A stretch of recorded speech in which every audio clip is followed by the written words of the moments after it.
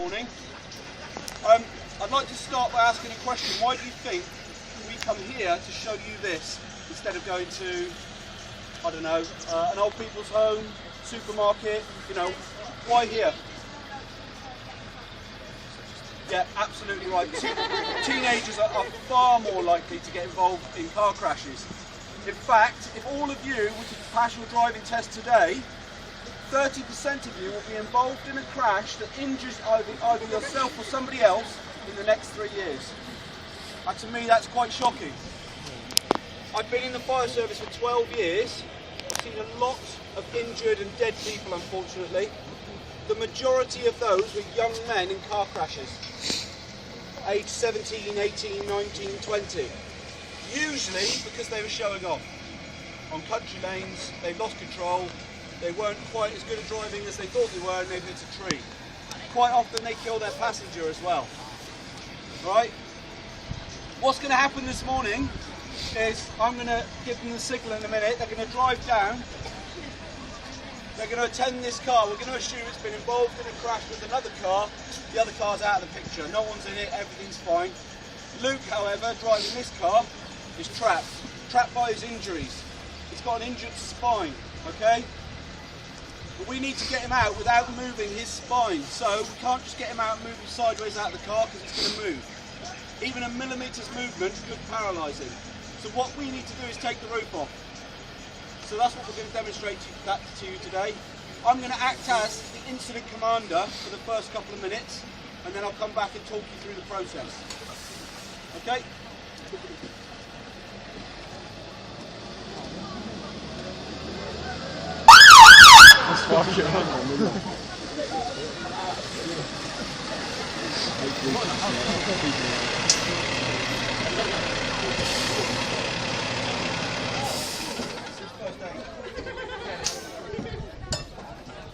Okay, keep looking at me, keep looking straight ahead. Go straight ahead.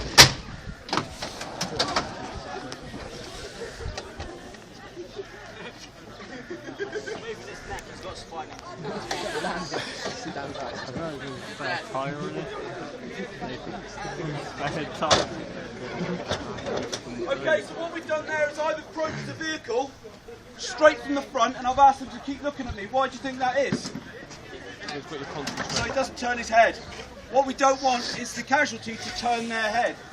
Just doing that, once you've got a C-spine injury and your spine there, just doing that, that could be it.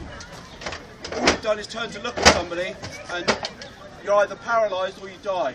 Okay, so it's imperative that we stabilise the vehicle and stop Luke's neck from moving. Now we're going to do that in several ways. Number one, you can see these chocks.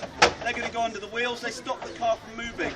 In a moment, they're going to lift the car ever so slightly, just a touch, so that when we work on it, it doesn't move.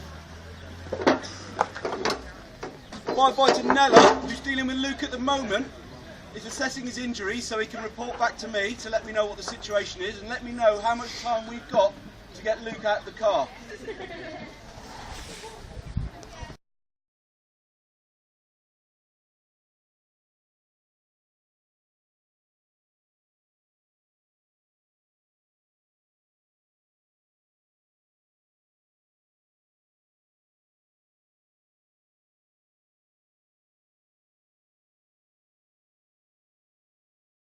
What they want to do is leave the last cut to this post next to the casualty's head.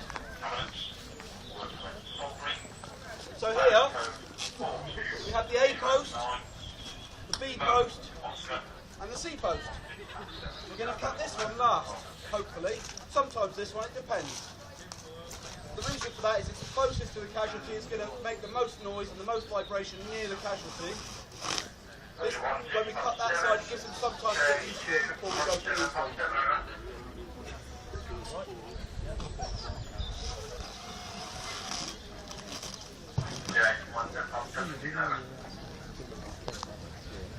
Now usually at RTC, we'd have a minimum of 8 personnel, preferably more. You see they're taping up the windows?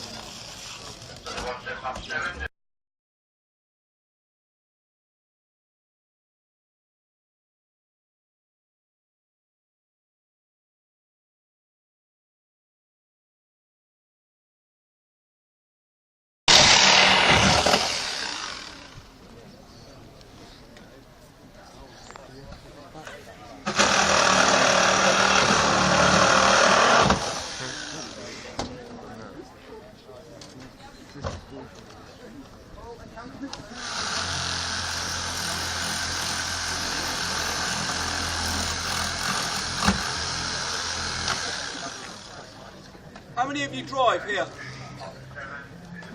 Not many. So how many of you intend to drive in the next several years? Yeah, quite a few. I'd say one thing to you is take it slowly. And what I mean by that is, when you're out there on the road and you've passed your test and you think you're a good driver, you're probably not. I thought I was a good driver at 17 and I wasn't. It takes years to become a good driver, to learn the way of the road, to learn the way of a vehicle. Do those things that people bang on about. Put your seatbelt on. Yeah? Make sure the people in your car put their seatbelt on. If you've got a passenger behind you and they don't have their seatbelt on and you crash for whatever reason, it's possibly going to be you with your seatbelt on that dies. They're going to crush you. Yeah, they're going to come forward and they're going to crush you. So your friend's going to kill you because you didn't get them to put their seatbelt on.